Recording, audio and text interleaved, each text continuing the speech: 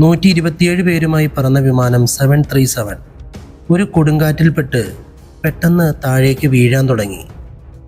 ആളുകളുടെ ഭയന്നുള്ള നിലവിളികൾക്കിടയിൽ pilot flight control ചെയ്യാനുള്ള എല്ലാ ശ്രമവും നടത്തുന്നുണ്ട്. പക്ഷേ പ്ലെയിൻ ഒരു വിധത്തിലും പൈലറ്റിന് നിയന്ത്രിക്കാൻ പറ്റുന്നില്ല. ചോദ്യം: ഈ അപകടം എങ്ങനെ വന്നു? ഈ അപകടത്തിൽ ആരെങ്കിലും രക്ഷപ്പെട്ടോ? ഈ സ്റ്റോറി ബോജ ഫ്ലൈറ്റ് 213യുടേതാണ്. ഈ ഫ്ലൈറ്റ് അപകടത്തിൽ ഒരു കാരണമല്ല, മറിച്ച് ഒരുപാട് കാരണങ്ങളുണ്ടായിരുന്നു. എന്നാൽ നമുക്ക് നേരെ സ്റ്റോറിയിലേക്ക് കടക്കാം. മറക്കാതെ ലൈക്ക് ചെയ്യുക, സബ്സ്ക്രൈബ് ചെയ്യാത്തവർ അതും ചെയ്യുക, കമൻറ്റ് ചെയ്യുക. 2012 ഏപ്രിൽ 20 ആ വൈകുന്നേരം പാകിസ്ഥാനിലെ ജിന്ന ഇൻ്റർനാഷണൽ എയർപോർട്ടിൽ 121 പാസഞ്ചേഴ്സും 6 ക്രൂ മെമ്പേഴ്സും യാത്രയ്ക്കായി തയ്യാറായി. ബോജ എയർലൈൻ ഫ്ലൈറ്റ് 213 കറാച്ചിയിൽ നിന്നും ഇസ്ലാമാബാദിൻ്റെ ബെൻസിൽ ബ്യൂട്ടോ ഇൻ്റർനാഷണൽ എയർപോർട്ടിൽ എത്തണമായിരുന്നു. കഴിഞ്ഞ 12 വർഷത്തിൻ്റെ ഇടയിൽ ഈ ഫ്ലൈറ്റിൻ്റെ ആദ്യത്തെ ഈവനിംഗ് ഫ്ലൈറ്റാണ് ഇന്ന് നടക്കാൻ പോകുന്നത്. വെറും 2 മണിക്കൂർ ചെറിയൊരു യാത്രയായിരുന്നു. കോക്പിറ്റ് മുതൽ പുറകിൽ പാസഞ്ചർ സീറ്റ് വരെ മുഴുവൻ സീറ്റിലും ആളുണ്ടായിരുന്നു. ഈ ഫ്ലൈറ്റിൽ ബോയിങ് 737-236 എയർക്രാഫ്റ്റാണ് ഉപയോഗിച്ചിരിക്കുന്നത്. ഇത് ബോയിങ് 737-236 അഡ്വാൻസ് വേരിയൻ്റ് ആയിരുന്നു. ഇതും ഈ അപകടത്തിനൊരു കാരണമാണ്. അതെന്താണെന്ന് വെച്ചാൽ ഇതിലെ പൈലറ്റ്സിന് ഈ ഫ്ലൈറ്റ് ഓടിക്കാനുള്ള യാതൊരുവിധ ട്രെയിനിങ്ങും കൊടുത്തിരുന്നില്ല. അതിൻ്റെ കൂടെ ഇസ്ലാമാബാദിൽ കാലാവസ്ഥ വളരെ മോശവും. പൈലറ്റ്സിന് ഇതുപോലൊരു കാലാവസ്ഥയിൽ പ്ലെയിൻ ഓടിക്കാനുള്ള യാതൊരുവിധ എക്സ്പീരിയൻസും ഇല്ലായിരുന്നു. ഇതിലെ ക്യാപ്റ്റൻ 58 വയസ്സുള്ള നൂറുള്ള ഖാൻ അഫ്രീദി. ഇതിനു മുന്നേ എയർഫോഴ്സിൽ പൈലറ്റായി ജോലി ചെയ്തിട്ടുണ്ട്. ഇദ്ദേഹത്തിൻ്റെ അടുത്ത് 10,000 മണിക്കൂറിൻ്റെ മുകളിൽ ഫ്ലൈയിങ് എക്സ്പീരിയൻസ് ഉണ്ടായിരുന്നു. ഫ്ലൈറ്റിലെ കോ പൈലറ്റ് 53 വയസ്സുള്ള ജാവേദ് മാലിക്കായിരുന്നു. 2832 മണിക്കൂർ ഫ്ലൈയിങ് എക്സ്പീരിയൻസ് മാത്രമേ ഇദ്ദേഹത്തിനുള്ളൂ. ക്യാപ്റ്റൻ അഫ്രീദിയെ വെച്ച് നോക്കുമ്പോൾ ഇത് വളരെ കുറവാണ്. ജാവേദ് മാലിക്കും നൂറുള്ള ഖാനെ പോലെ മുന്നേ പാകിസ്ഥാൻ എയർഫോഴ്സിലാണ് വർക്ക് ചെയ്തിരുന്നത്. അതുകൂടാതെ കൊമേഴ്ഷ്യൽ പൈലറ്റ് ആയതിനു ശേഷം ഇദ്ദേഹം എക്സ്പീരിയൻസ് ആക്കിയത് ക്യാപ്റ്റൻ അഫ്രീദിയുടെ അടുത്ത് നിന്നുമാണ്. കാരണം അവരുടെ ഇടയിൽ അത്രയ്ക്കും സൗഹൃദമുണ്ടായിരുന്നു. ആ സൗഹൃദം കാരണം മറ്റൊരു ഫ്ലൈറ്റിലെ ജോലി ഒഴിവാക്കി ക്യാപ്റ്റൻ അഫ്രീദിയുടെ കൂടെ ബോജ എയർലൈനിൽ ജോയിൻ ചെയ്യുകയായിരുന്നു. ഈ 2 പൈലറ്റ്സിൻ്റെ അടുത്ത് 737-200 ഈ വിമാനം പറത്താനുള്ള എക്സ്പീരിയൻസ് ഉണ്ടായിരുന്നു. എന്നാൽ ഈ സീരീസിലെ അഡ്വാൻസ് എയർക്രാഫ്റ്റ്, അതായത് 737-236, ഇവർ വെറും 82 മണിക്കൂർ മാത്രമേ പറത്തിയിട്ടുള്ളൂ. അതുമാത്രമല്ല, ക്യാപ്റ്റൻ അഫ്രീദിയുടെ മുന്നത്തെ എയർലൈൻ ഷെയ്ൻ എയർ ഇൻ്റർനാഷണൽ ഇദ്ദേഹത്തെ Boeing advance series flight training ചെയ്യാനുള്ള ശ്രമം നടത്തിയിരുന്നു. എന്നാൽ അവരുടെ സൂപ്പർവൈസർ കാരണം ഇടയിൽ നിർത്തേണ്ടി വന്നു. അതിൻ്റെ റീസൺ സൂപ്പർവൈസർ പറഞ്ഞത് captain Afridi automatic flight deck നല്ല രീതിയിൽ ഓപ്പറേറ്റ് ചെയ്യില്ല എന്നാണ്. എന്നിട്ടും ബോജ എയർലൈൻ 737-236ലെ ക്യാപ്റ്റനുമാക്കി. പ്ലെയിനിലുള്ള 121 യാത്രക്കാർക്കും ഇതിനെക്കുറിച്ച്, അതായത് ഈ ഫ്ലൈറ്റ് പറത്തുന്ന 2 പൈലറ്റ്സിനും കറാച്ചിയിൽ നിന്നും ഇസ്ലാമാബാദിലേക്ക് തങ്ങളെ സുരക്ഷിതമായി കൊണ്ടുപോകാൻ തയ്യാറാകുന്ന ഇവർക്ക് ഈ പ്ലെയിനിലെ ഫങ്ഷനാലിറ്റിയെപ്പറ്റി അറിയില്ലായിരുന്നു. വൈകുന്നേരം 5 മണിക്ക് എല്ലാ ഫോർമാലിറ്റീസും ഓക്കെ ആയതിനു ശേഷം പ്ലെയിനിനെ റൺവേയിലേക്ക് പുഷ് ബാക്ക് ചെയ്തു. 10 മിനിറ്റിൻ്റെ ഉള്ളിൽ ഈ പ്ലെയിൻ റൺവേയിൽ നിന്നും ടേക്ക് ഓഫ് ചെയ്തു. ഫ്ലൈറ്റിലെ ആദ്യത്തെ 1 മണിക്കൂർ വളരെ ശാന്തതയോടെയാണ് കടന്നുപോയത്. പ്ലെയിനിൽ ഒരു വിധത്തിലുള്ള പ്രശ്നങ്ങളും കാണിച്ചിരുന്നില്ല. പാസഞ്ചേഴ്സ് ആണെങ്കിൽ ചെറിയ യാത്രയും പ്ലെയിനിൻ്റെ അകത്ത് നിന്നും കാണുന്ന സൺസെറ്റും എൻജോയ് ചെയ്തിരിക്കുന്നു. അതും അടുത്ത 1 മണിക്കൂർ ഇനി വരാൻ പോകുന്ന ആ വലിയ ദുരന്തം എന്താണെന്നറിയാതെ.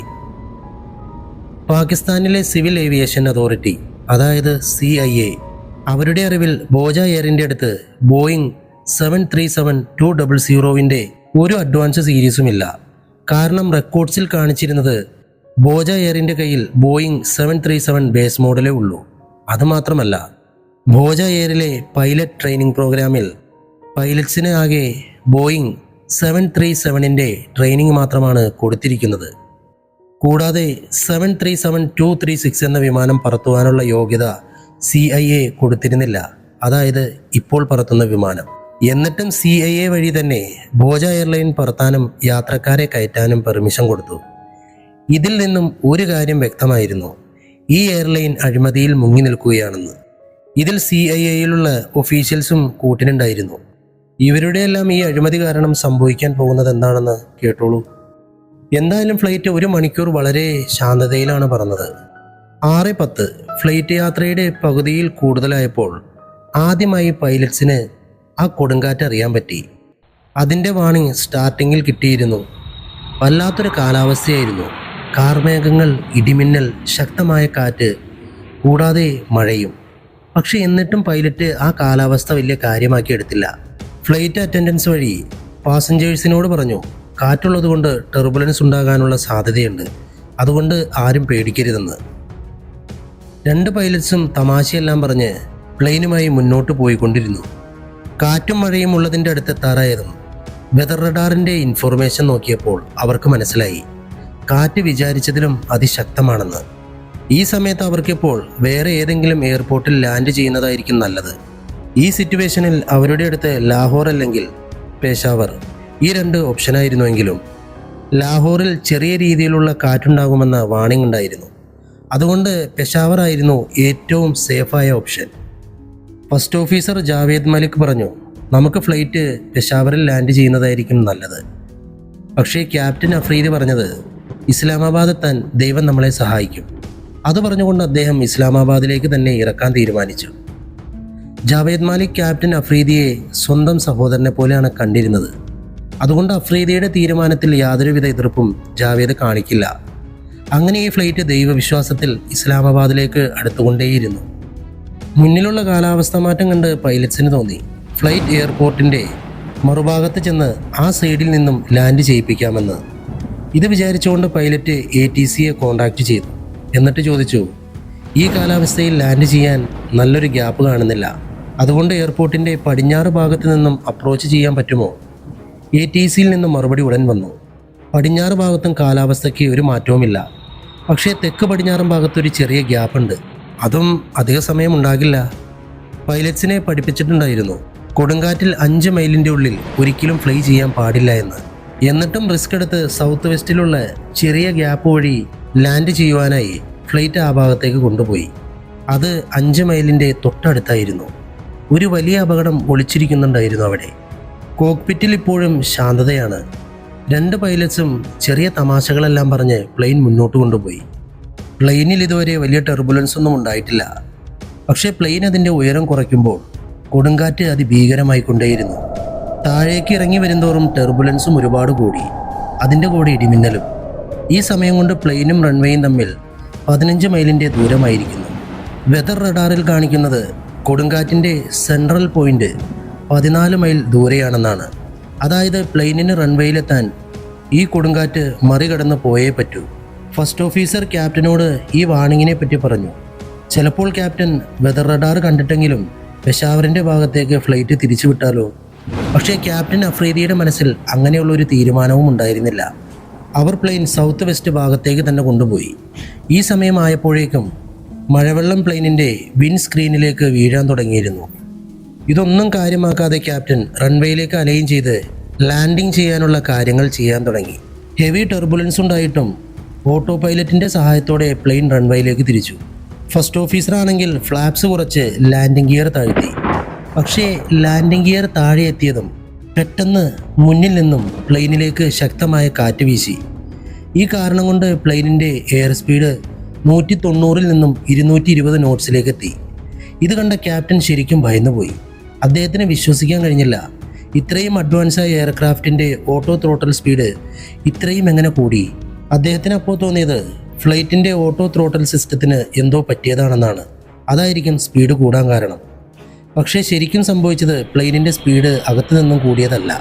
പുറത്തെ കാറ്റ് അതിശക്തമായപ്പോൾ പ്ലെയിനിൻ്റെ സ്പീഡും കൂടിയതാണ്. ഇതിൽ നിന്നും മനസ്സിലാക്കാം 2 പൈലറ്റ്സും ഈ സിറ്റുവേഷനിൽ പൂർണ്ണമായും കൺഫ്യൂഷനിലായിരുന്നു. പക്ഷേ പ്ലെയിനിൻ്റെ പുറത്ത് കാറ്റ് എങ്ങനെ ഇത്ര പെട്ടെന്ന് ശക്തി കൂടി? ഇതിൻ്റെ ഉത്തരമാണ് മൈക്രോബെസ്റ്റ്. മൈക്രോബെസ്റ്റ് എന്ന് പറഞ്ഞാൽ ശക്തമായ കാറ്റുള്ളപ്പോൾ മേഘങ്ങളിൽ നിന്നും താഴേക്ക് പതിക്കുന്ന കാറ്റ് ഭൂമിയിൽ പതിച്ച് എല്ലാ ദിശയിലേക്കും വേഗത്തിൽ പടരുന്നു. ഫ്ലൈറ്റ് 213-ൽ പതിച്ച ശക്തമായ കാറ്റ് മൈക്രോബെസ്റ്റിൽ നിന്നും വന്നതാണ്. പ്ലെയിനാണെങ്കിൽ മൈക്രോബെസ്റ്റിൻ്റെ അടുത്തേക്ക് എത്താറായിക്കൊണ്ടിരിക്കുന്നു. പൈലറ്റ്സിനൊന്നും ഇതിനെപ്പറ്റി യാതൊരുവിധ അറിവും ഉണ്ടായിരുന്നില്ല. പ്ലെയിൻ കാർമേഘങ്ങളാൽ മൂടിയിരുന്നു. പിന്നെ പ്ലെയിനിൻ്റെ അകത്ത് മൈക്രോബസ്റ്റ് അറിയാനുള്ള ഇൻസ്ട്രുമെൻസ് ഒന്നും ഇല്ലായിരുന്നു.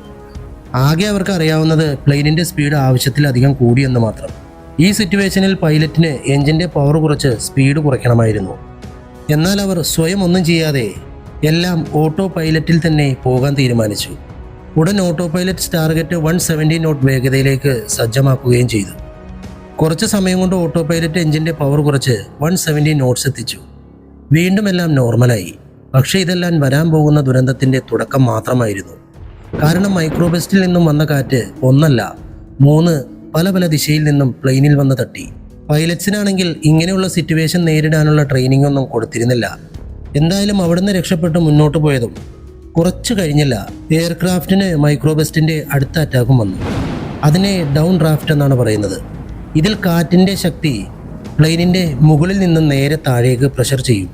പ്ലെയിൻ ഡൗൺ ഡ്രാഫ്റ്റിൻ്റെ പിടിയിലായതും അതിശക്തമായി താഴേക്ക് വീഴാൻ തുടങ്ങി. ഇത് കണ്ടതും പൈലറ്റ്സ് രണ്ടുപേരും ഭയന്ന് വിറച്ചുപോയി. പ്ലെയിനിൻ്റെ ഓട്ടോ പൈലറ്റ് പ്ലെയിൻ മുകളിലേക്കാക്കാൻ വേണ്ടി നോസ് മുകൾ ഭാഗത്തേക്കാക്കി. അതുകൊണ്ട് ഒരു കാര്യവും ഉണ്ടായില്ല. കാരണം കാറ്റ് അതിശക്തമായിരുന്നു. സെക്കൻഡുകൾക്കുള്ളിൽ പ്ലെയിൻ 1000 അടി താഴേക്ക് എത്തിയിരുന്നു. പ്ലെയിനിൻ്റെ വിൻഷീർ അലാം അടിക്കാൻ തുടങ്ങി. പൈലറ്റ്സ് മുതൽ അകത്തുള്ള പാസഞ്ചേഴ്സ് വരെ ഭയന്ന് നിലവിളിക്കാൻ തുടങ്ങി. എല്ലാവർക്കും തോന്നി പ്ലെയിൻ ഇപ്പോൾ താഴെ ഇടിച്ചിറങ്ങുമെന്ന്. പക്ഷെ അപ്പോഴേക്കും ഡൗൺ ഡ്രാഫ്റ്റ് കഴിഞ്ഞിരുന്നു. അത് കഴിഞ്ഞതും പ്ലെയിൻ താഴേക്ക് പതിക്കുന്നത് നിന്നു. ഇപ്പോൾ പ്ലെയിനിൻ്റെ ആൾട്ടിറ്റ്യൂഡ് 9000 അടി ആയിരിക്കുന്നു. ഓട്ടോ പൈലറ്റ് ഡിസ്കണക്റ്റായി. ക്യാപ്റ്റൻ പ്ലെയിനിൻ്റെ നിയന്ത്രണം ഏറ്റെടുത്തു. പക്ഷെ ഒരു കാര്യത്തിൻ്റെ മാത്രം നിയന്ത്രണം ഇപ്പോഴും അവരുടെ കയ്യിലേക്ക് വന്നിട്ടില്ല. അതാണ് എൻജിൻ. പ്ലെയിനിൻ്റെ ഓട്ടോ ത്രോട്ടിൽ ഇപ്പോഴും കണക്റ്റാണ്. അത് പ്ലെയിനിൻ്റെ സ്പീഡ് 170 നോട്ട്സ് മെയിൻറ്റെയിൻ ചെയ്യാനുള്ള ശ്രമവും നടത്തുന്നുണ്ട്. എന്നാൽ ക്യാപ്റ്റനും കോ പൈലറ്റിനും ഇതിനെക്കുറിച്ച് ഒന്നും അറിവില്ലായിരുന്നു. അവർ വിചാരിച്ചത് ആവശ്യത്തിനനുസരിച്ച് ഓട്ടോ ത്രോട്ടൽ പ്ലെയിനിൻ്റെ സ്പീഡ് കൂട്ടുകയും കുറയ്ക്കുകയും ചെയ്യുമെന്നാണ്. പക്ഷേ അങ്ങനെ ആയിരുന്നില്ല. ഓട്ടോ ത്രോട്ടലിൻ്റെ ജോലി ഏത് സ്പീഡിലാണോ സെറ്റാക്കി വച്ചിരിക്കുന്നത് ആ സ്പീഡ് മെയിൻറ്റെയിൻ ചെയ്യുക, അല്ലാതെ സ്വയം കൂട്ടാനോ കുറയ്ക്കാനോ പറ്റില്ല. ഇത്രയും ചെറിയ അറിവ് പോലും 2 പൈലറ്റ്സിനും ഉണ്ടായിരുന്നില്ല. എന്തായാലും ഡൗൺ ഡ്രാഫ്റ്റിൽ നിന്നും രക്ഷപ്പെട്ടതിന് ശേഷം മൈക്രോബസ്റ്റിൻ്റെ അടുത്ത ഏറ്റവും ഭീകരമായ അറ്റാക്ക് ടെയിൽ വിൻഡ്, അതായത് പുറകിൽ നിന്നും വരുന്ന കാറ്റിൽ നിന്നുമാണ്. ടെയിൽ വിൻഡ് അതിശക്തമായി പ്ലെയിനിൻ്റെ പുറകിൽ തട്ടിയതും സ്പീഡ് പെട്ടെന്ന് 170 നോട്ട്സിൽ നിന്നും 140 നോട്ട്സിലേക്ക് വന്നു. പ്ലെയിനിൻ്റെ സ്റ്റെബിലിറ്റി തന്നെ നഷ്ടപ്പെടാൻ തുടങ്ങി. ഈ സിറ്റുവേഷനിൽ നിന്നും രക്ഷപ്പെടാനുള്ള സിമ്പിൾ സൊല്യൂഷൻ പൈലറ്റ് പ്ലെയിനിൻ്റെ എൻജിൻ ഫുൾ പവറിൽ പുഷ് ചെയ്യുക. എന്നാൽ ഇത് ചെയ്യാതെ പൈലറ്റ് ഓട്ടോ ത്രോട്ടലുള്ള വിശ്വാസത്തിൽ അവിടെയിരുന്നു. ഫ്ലൈറ്റിനെ സ്റ്റേബിൾ ചെയ്യാൻ വേണ്ടി പൈലറ്റ് പ്ലെയിനിൻ്റെ നോസ് ഡൗൺ ആക്കി. അത് കാരണം പ്ലെയിനിൻ്റെ സ്പീഡ് അല്പം കൂടി. അത് സ്റ്റേബിൾ ആവുകയും ചെയ്തു. എന്നാൽ അതിൻ്റെ കൂടെ വേഗത്തിൽ അവരുടെ ആൾട്ടിറ്റ്യൂഡും കുറയാൻ തുടങ്ങിയിരുന്നു. റൺവേ ആണെങ്കിൽ ഒരുപാട് ദൂരെയാണ്.